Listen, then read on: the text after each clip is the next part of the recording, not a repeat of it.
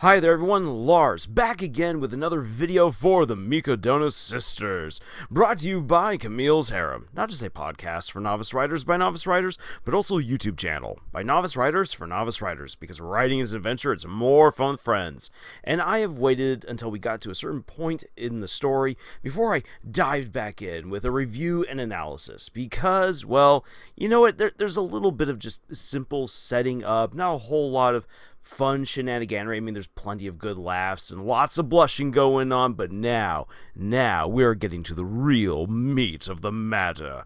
Without any further ado, let's dive in. So, Yu is now a part of the Mikadono household. No, he is not a part of the family just yet. I mean, that is his goal, as is stated in episode 3, but we've gotten some time to get to know Yu and his relationship with his mother and his budding relationship with the three sisters. And what I particularly like about this story is how the relationships with each one of the sisters, with Kazuki, with Nico, and with Miwa, is unique and interesting. And that's because each sister is their own unique individual. Yes, they are super hot-headed. Yes, they're absolutely high on themselves. And yes, they sound very much alike when they get flustered and angry. But once you get over that superficial bit and you start diving more into who they are, as we begin to see in episode 3, they are very, very different people. So, Yu is getting to know the sisters, and he's especially been helping out Kazuki after she got sick and really needed some good food, and managed to find out, oh, the reason why she's not accepting any of the meals I'm preparing is because she is scared of carrots. She does not want to eat any carrots. So he removes the carrots, supposedly, from the diet, and so that way she's then eating good homemade food. She's able to get back on her feet. Everything is right as rain, and then Yu drops the bomb of, I've been actually adding grated carrots to your meals. Haha! I'm getting you now used to carrots. And of course, Miwa and Nico are also not necessarily fans at first of Yu cooking for them, but you know what? It's better than just simply relying on protein shakes or relying simply on snacks and sweets in order to get you through the day. There is something amazing about a home-cooked meal. Yes, it's fun to go out and eat out every now and then, but honestly, if you know how to cook, or if you've got someone in your life who knows how to cook, man, that homemade meal is just like sweet manna from heaven. It is the ambrosia of the gods. And that's basically what Yu's cooking is to the sisters. But the real drama kicks up in episode 3, where after Yu has spent all of this time trying to get the sisters together to enjoy a meal together as a family, they're splitting up. They're going their separate ways. Why? Well, because each one of these sisters is a prodigy within karate, within acting, and shogi, and they're expected to go and display their amazing skills in all kinds of performances and tournaments. As a result, they are not home many weekends. That's just the way that things are. And so, oh my gosh, how is Yu going to uphold this family dynamic that he's trying to cultivate so that way he's got a place to stay, and that way he can get to know the sisters better? Well, lo and behold, he finds out that all of them happen to be going to the same city for their respective tournaments and plays. And so he cooks up this fantastic idea of getting them kind of not necessarily into the parent trap, but into the Yu trap, where he's the one who orders the rooms. He's the one who books them. He's the one who books all the travel arrangements and everything, so that way he can get all three sisters there at the same time. But he's got a little bit of extra motivation to do this, and it's not just simply, hey, I want to be a family with you all. No. What's happening in this episode is that while cleaning up after a big fight between the sisters, he discovers a picture of Kazuki, Nico, and Miwa back when they were just small little kids at a festival, at a cherry blossom festival, and there they are holding up this little golden statue. They look so cute and they look so happy, and Yu wants them to recreate this memory now as teenagers, hoping that this will lead them to really bond as sisters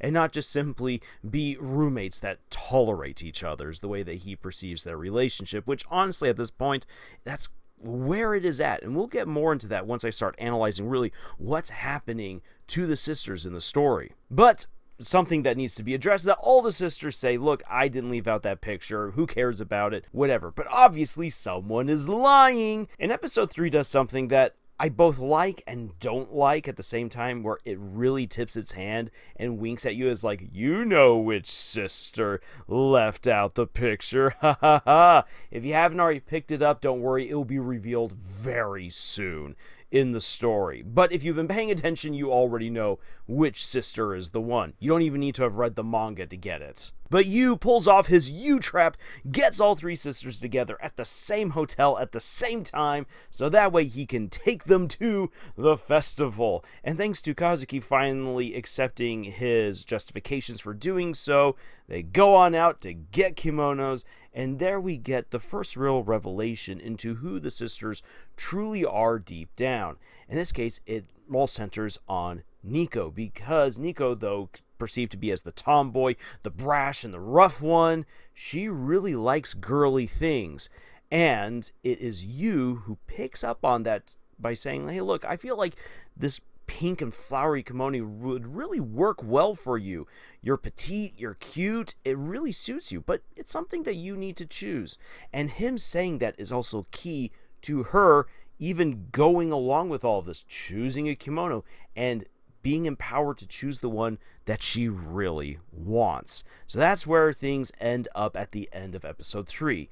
Now, what does really all this mean, and why is it that the writing for this show and for the manga is so dang good? Because it really is. Well, let's actually start off with the relationship of the Mikadono sisters. Through the picture, we are given a glimpse into who they once were. Sisters who were close together, very cute. They seem to have been loving life, loving the moment. And he was like, that's who these sisters should be. They should be a happy, connected family. That's what he wants. That's his dream. He wants to be a part of that. And so he's going to help the sisters to reclaim that. Now, how did we get here? Well, all comes down to the father whom we've only just seen brief glimpses of. We've heard his voice, but otherwise we haven't seen him. We don't know what role he plays. Well, let me give you some slight spoilers into what the dad has done.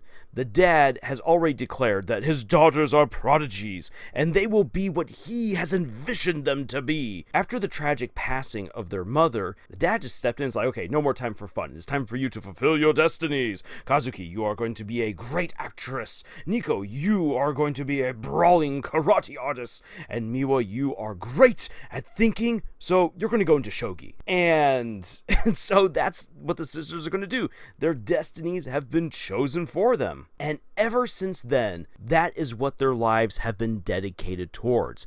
And if your life is all about living up to someone else's dream, of course you're not going to be who you really wish to be deep down. And of course you're not going to have the relationships with other people that you really want to have. The sisters have been split apart by their own father. And not because he's some evil, conniving man, but rather this is what he wants from his daughters, this is what they're going to do, and this is who they've become as a result of pursuing these dreams that have been laid out for them.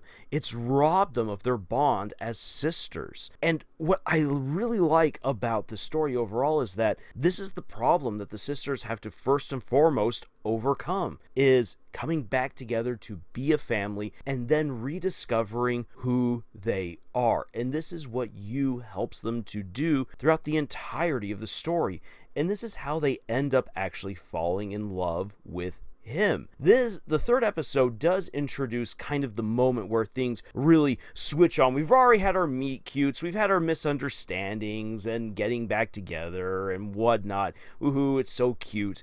The third episode is really where the switch is flipped. And it's not where the sisters are like, oh my gosh, I'm already so madly in love with you. That's absolutely not the case. But when they are having the conversation of what does it mean to be a family? How does one even become a family? And then they see the wedding scene that Yu was watching of his mom playing out one of his favorite roles. Although at the same time, he's like, I actually feel really conflicted about my mother being in a wedding dress. Anyway, the sisters completely misunderstand. And they even know that they're misunderstanding. Miwa even says it's all subliminal messaging. And Nico afterwards is like, really the only reason why this is cropping up is because we're 3 teenage girls alone with a guy in the same house. Naturally, eventually, these feelings are going to crop up. Dad, why did you not think about this? And the funny thing is that the dad never thought that this was going to happen at all. It's only until way later on in the story that he realizes, I just put a single teenage boy into the same house as my 3 single daughters. Wow, I might have screwed up there. That moment of realization in the manga is absolutely hilarious, and I'm hoping that we do get to it this season. But coming back to why I think that this is so well written, why it's so well done, is because this feels honestly very natural. Sure, there are those moments in real life where people can fall in love at first sight. It does happen. Not all the time, but it does happen. Or where you've got strong friends who come to realize that they've got mutual feelings for each other. It's usually the big routes that other stories like to focus on. This right here, the dealing with the Mikadono sisters is a breeze, focuses in on the fact that oftentimes a crush begins under the silliest of circumstances. And when you stop to think about it, you're like, wait a second, this doesn't make any sense at all. Why am I suddenly having feelings for you? Oh my gosh, this is awkward. Oh my gosh, I've got feelings for you. Oh, what am I going to do about this? The story leans into that hilarity and plays it off straight. Honestly, that's really bold to do, and it's something that, again, could be very easily lost in the weeds of just all the other shenanigans that are happening. So it's a good thing that you have these moments where Miwa and Nico point out what on earth is going on, and it helps to center you on, yes, this is the hilarity and the awkwardness of a first crush, and how it just inexplicably comes and blindsides you. That's just the nature of falling in love, young love. But another reason why I like this so much is that it isn't the sisters immediately just falling head over heels for him. We have these awkward crush moments, but the moment that they recall some of their faculties, they're all like, okay, yeah, this is dumb, and I don't want to be spending any time around this guy because I don't want to be feeling all lightheaded and Twitter-pated. I've got other things I got to focus on. And so what this means is that it's going to be a proper slow burn for feelings to truly develop. And again, it is going to be centered on you helping each one of the sisters rediscover their relationship with the other members of their family, and at the same time realizing who they deep down want to be and seizing that. There's a whole lot more that I really want to say about what happens with the sisters, but unfortunately that would just be spilling way too many of the beans, giving off way too many spoilers at this point, so I'm not going to do that. Let's sit back and just watch and enjoy what the show is going to do. But one other thing I want to touch on that I feel is really great about the depiction of Yu's character is how we see a guy who might be set up at first blush to be just another bland protagonist in a harem anime, except that as we go through these 3 episodes, we really get to know who Yu is. We get a sense of his fears, his insecurities, how he's lacking in so many areas of skill and expertise, but we see that he's really good at a few things, and those few things that he's good at in terms of housekeeping, cooking, and research give him the tools necessary to reach out to the sisters in a way that any sort of grandiose display never would. And in fact, it encourages him to be even all the more personable with the sisters in order to develop positive relationships with them. And the fun thing is that by giving you all of these hindrances and all of these weaknesses to his character, this allows him to actually develop real positive and incredible strengths throughout the story. And though they may be simple, they are applicable in ways that just, again, make everything feel very realistic, allow for the story to grow and progress naturally. And I really like seeing that. True, there's going to be those people who say, no, he's still a bland protagonist, but oh boy, if this is what a top-tier bland protagonist looks like, can we get more of them, please? But still, I will argue that no, Yu does not fall within that category, because over these 3 episodes, we do get to see plenty of him, and we've gotten a good idea now of his characteristics, of his personality, his backstory, and ultimately what his goals are. He's not just a blank slate for girls to throw themselves at and inexplicably fall in love with him. He's earned their affection and their trust to a certain extent through all of his hard work, and it doesn't hurt as well to have a little bit of subliminal messaging, which again, I love that it's called out in the 3rd episode. So ultimately, what do I think really makes this story about the Mikadono sisters just so dang good? It's that it's a very honest story that focuses in on the characters first and foremost, and is not shy of leaning into all of the hilarity of young love and a first crush. And if you're able to be bold and start balancing all of these different characters and character arcs,